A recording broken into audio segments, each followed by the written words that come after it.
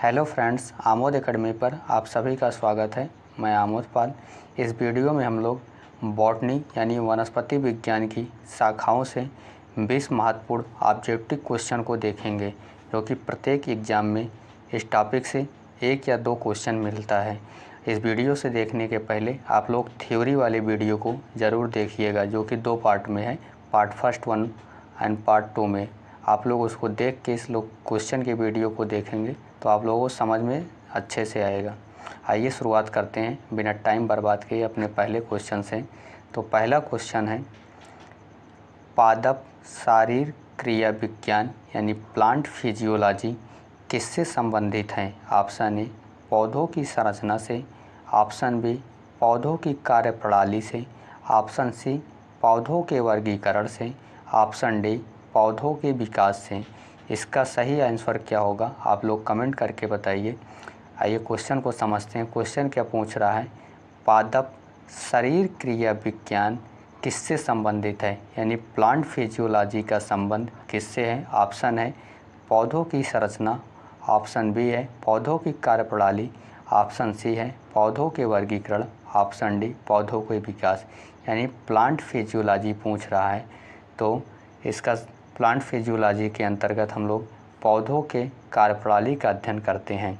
इस हिसाब से इसका बी ऑप्शन सही हो जाएगा। यानी प्लांट फिजियोलॉजी किससे संबंधित है? तो पौधों की कार्यप्रणाली से संबंधित है। आइए इसके बाद अगला क्वेश्चन देखते हैं। अगला क्वेश्चन है, जंतु विज्ञान यानी जूलॉजी की तरह पादप विज्ञान यानी बॉटनी की कौन सी शाखा पौधों के वर्गीकरण से संबंधित है? ऑप्शन ए है कोशिका विज्ञान, ऑप्शन बी पारिस्थितिकी, ऑप्शन सी वर्ग की या टैक्सोनॉमी, ऑप्शन डी पादप शरीर रचना। इसका सही आंसर क्या होगा आप लोग कमेंट करके बताइए। ये क्वेश्चन को समझते हैं। क्वेश्चन क्या पूछ रहा है, यानी जंतु विज्ञान या जूलॉजी की तरह पादप विज्ञान या बॉटनी की कौन सी शाखा है जो पौधों के वर्गीकरण से संबंधित है? क्वेश्चन क्या है, बॉटनी की कौन सी शाखा है जिसका संबंध पौधों के वर्गीकरण से है? तो इसका संबंध जो है टैक्सोनॉमी है। इसका सही ऑप्शन हो जाएगा सी टैक्सोनॉमी। अगला क्वेश्चन आइए देखते हैं। अगला क्वेश्चन जो है, जंतु विज्ञान में एनाटॉमी की तरह वनस्पति विज्ञान में कौन सी शाखा आती है? यानी इसका ऑप्शन है ए पादप शरीर रचना यानी प्लांट एनाटॉमी, ऑप्शन बी पादप पारिस्थितिकी यानी प्लांट इकोलॉजी, ऑप्शन सी पादप शरीर क्रिया विज्ञान यानी प्लांट फिजियोलॉजी, ऑप्शन डी पादप वर्गीकरण यानी प्लांट टैक्सोनॉमी। इसका सही आंसर क्या होगा आप लोग कमेंट करके बताइए। क्वेश्चन क्या है, तो जंतु विज्ञान में जैसे एनाटॉमी की तरह है उसी तरीके से वनस्पति विज्ञान में कौन सी शाखा आएगी? तो इसका सही आंसर हो जाएगा ऑप्शन ए यानी पादप शरीर रचना यानी प्लांट एनाटॉमी। तो क्वेश्चन क्या था, जैसे जंतु विज्ञान में एनाटॉमी आती है उसी तरीके से बॉटनी में कौन सी शाखा आएगी? तो प्लांट एनाटॉमी आएगी। अगला क्वेश्चन है, किस शाखा में पौधों की बीमारियों का अध्ययन किया जाता है?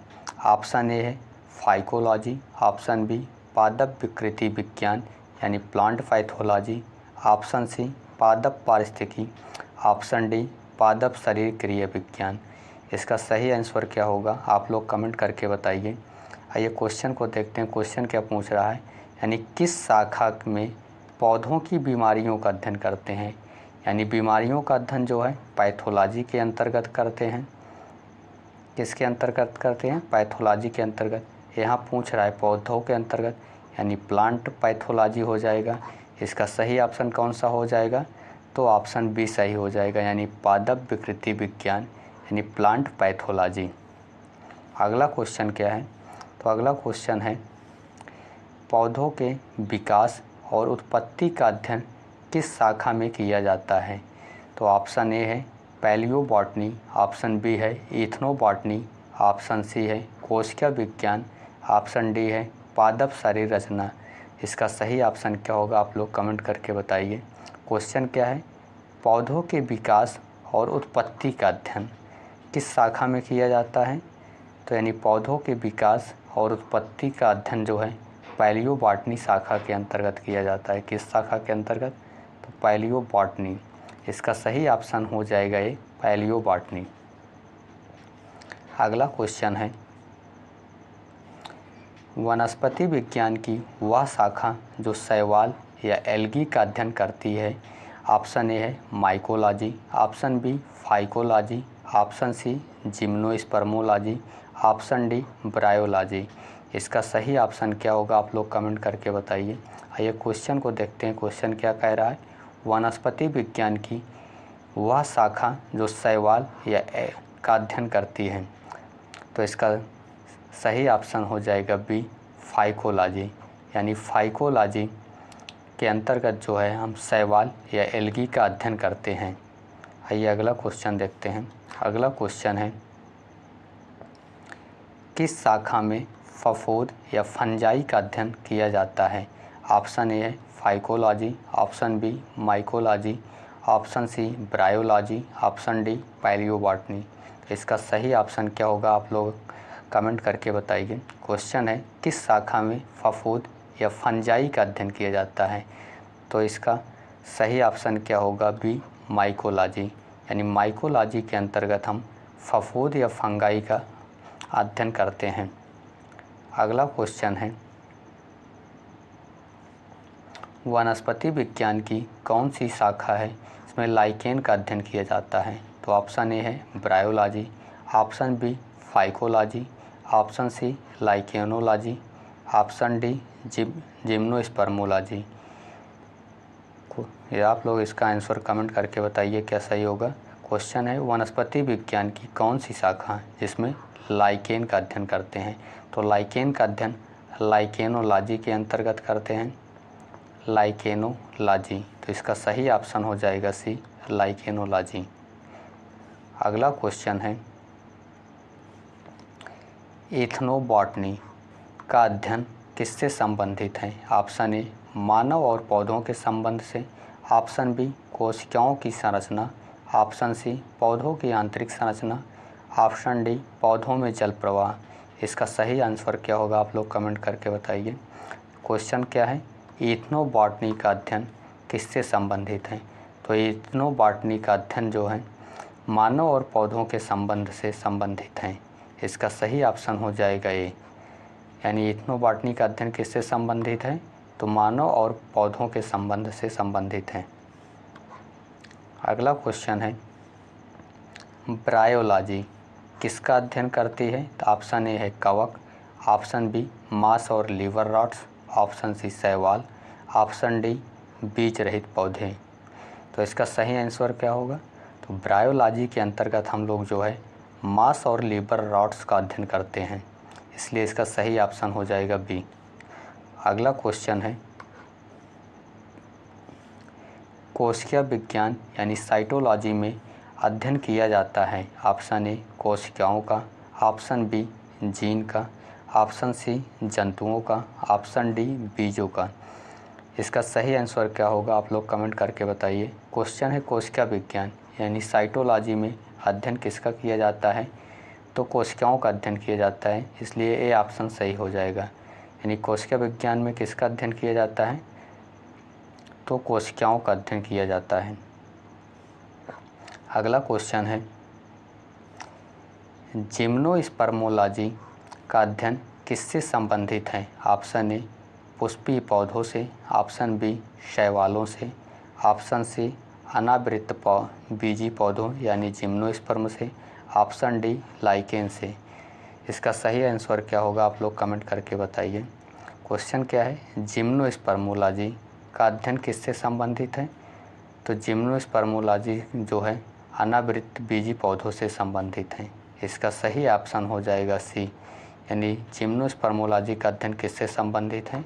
तो अनावृत बीजी पौधों से संबंधित है। अगला क्वेश्चन है,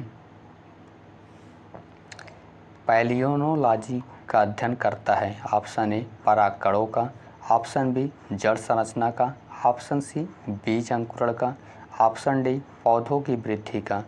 इसका सही आंसर क्या होगा आप लोग कमेंट करके बताइए। क्वेश्चन क्या पूछ रहा है, पैलियोनोलॉजी का अध्ययन करता है। तो पैलियोनोलॉजी जो है यह पॉलन ग्रेन्स का अध्ययन करता है। किसका अध्ययन करता है, तो पॉलन ग्रेन्स का अध्ययन करता है। तो इसका सही आंसर हो जाएगा ये पराग कणों का, यानी पैलियोनोलॉजी अध्ययन करता है पॉलन ग्रेन्स का या पराग कणों का। अगला क्वेश्चन है, किस शाखा में पौधों के जीन और आनुवंशिक संरचना का अध्ययन किया जाता है। ऑप्शन ए है पादप शरीर रचना, ऑप्शन बी पादप आनुवंशिकी यानी प्लांट जेनेटिक्स, ऑप्शन सी है वर्ग की, ऑप्शन डी पारिस्थितिकी। तो इसका सही आंसर क्या होगा आप लोग कमेंट करके बताइए। क्वेश्चन क्या है, किस शाखा में पौधों के जीन और आनुवंशिक संरचना का अध्ययन किया जाता है। तो इसका सही ऑप्शन होगा बी पादप आनुवंशिकी का। अगला क्वेश्चन है, पादप पारिस्थितिकी यानी प्लांट इकोलॉजी अध्ययन करता है। ऑप्शन ए कोशिकाओं का, ऑप्शन बी पर्यावरण में पौधों के पारस्परिक संबंधों का, ऑप्शन सी पौधों के वर्गीकरण का, ऑप्शन डी पौधों की जैव रासायनिक प्रक्रियाओं का। इसका सही आंसर क्या होगा आप लोग कमेंट करके बताइए। क्वेश्चन क्या है, पादप पारिस्थितिकी यानी प्लांट इकोलॉजी का अध्ययन करता है। तो प्लांट इकोलॉजी के अंतर्गत हम लोग पर्यावरण में पौधों के पारस्परिक संबंधों का अध्ययन करते हैं, इसलिए इसका बी आंसर सही हो जाएगा। यानी पादप पारिस्थितिकी प्लांट इकोलॉजी अध्ययन करता है किसका, तो पर्यावरण में पौधों के पारस्परिक संबंधों का अध्ययन करता है। अगला क्वेश्चन है, डेंड्रोलॉजी। डेंड्रोलॉजी किससे संबंधित है। ऑप्शन ए घास से, ऑप्शन बी शैवाल से, ऑप्शन सी वृक्षों यानी ट्री से, ऑप्शन डी फफूंद से। इसका सही आंसर क्या होगा आप लोग कमेंट करके बताइए। क्वेश्चन है डेंड्रोलॉजी का संबंध किससे है। तो डेंड्रोलॉजी का संबंध जो है वृक्षों से है, यानी इसका सी ऑप्शन सही हो जाएगा। अगला क्वेश्चन है, ओटोमाइकोलॉजी यानी ओटोमिकोलॉजी का अध्ययन करता है। ऑप्शन ए फफूंद का, ऑप्शन बी बीजों का, ऑप्शन सी परागकणों का, ऑप्शन डी जड़ तंत्र का। इसका सही आंसर क्या होगा आप लोग कमेंट करके बताइए। क्वेश्चन है ओटोमाइकोलॉजी अध्ययन करता है। तो ओटोमाइकोलॉजी जो है फफूंद का अध्ययन करता है, इसलिए इसका ऑप्शन ए सही हो जाएगा। अगला क्वेश्चन है, एग्रोनॉमी। एग्रोनॉमी अध्ययन करता है। ऑप्शन ए है कृषि उत्पादन तकनीकों का, ऑप्शन बी पौधों के विकास का, ऑप्शन सी पौधों के जीन का, ऑप्शन डी जैविक विविधता का। इसका सही ऑप्शन क्या होगा आप लोग कमेंट करके बताइए। आइए क्वेश्चन देखते हैं। क्वेश्चन क्या है, एग्रोनॉमी अध्ययन करता है। तो एग्रोनॉमी के तहत कृषि उत्पादन और तकनीकों का अध्ययन करते हैं, इसलिए इसका ये ऑप्शन सही हो जाएगा। एग्रोनॉमी अध्ययन किसका करता है, तो कृषि उत्पादन और तकनीकों का अध्ययन करता है। अगला क्वेश्चन है, एक्सोबायोलॉजी यानी एक्सोबायोलॉजी। एक्सोबायोलॉजी का संबंध किससे है। तो ऑप्शन ए है विदेशी जीवन रूपों से, ऑप्शन बी जलचरों से, ऑप्शन सी बीज संरचना से, ऑप्शन डी कोशिका विज्ञान से। इसका सही ऑप्शन क्या होगा आप लोग कमेंट करके बताइए। क्वेश्चन क्या है, एक्सोबायोलॉजी यानी एक्सोबायोलॉजी का संबंध किससे है। तो एक्सोबायोलॉजी का संबंध विदेशी जीवन रूपों से। किससे है, विदेशी जीवन रूपों से, इसलिए इसका ये ऑप्शन सही हो जाएगा। यानी एक्सोबायोलॉजी का संबंध किससे है, तो विदेशी जीवन रूपों से है। अंतिम क्वेश्चन है, बायोटेक्नोलॉजी यानी बायोटेक्नोलॉजी किससे संबंधित है। ऑप्शन ए है आनुवांशिक रूप से संशोधित जीवों से, ऑप्शन बी है मिट्टी के अध्ययन से, ऑप्शन सी पारिस्थितिकी से, ऑप्शन डी जलीय पौधों से। इसका सही आंसर क्या होगा आप लोग कमेंट करके बताइए। क्वेश्चन क्या है, बायोटेक्नोलॉजी। बायोटेक्नोलॉजी का मतलब क्या होता है, जो आनुवांशिक रूप से संशोधित जीवों से। इसका सही ऑप्शन हो जाएगा ये आनुवांशिक रूप से संशोधित जीवों से। यानी बायोटेक्नोलॉजी किससे संबंधित है, तो आनुवांशिक रूप से संशोधित जीवों से संबंधित हैं। वीडियो कैसी लगी आप लोग कमेंट करके ज़रूर बताइएगा। मिलते हैं अगले वीडियो में, तब तक के लिए धन्यवाद।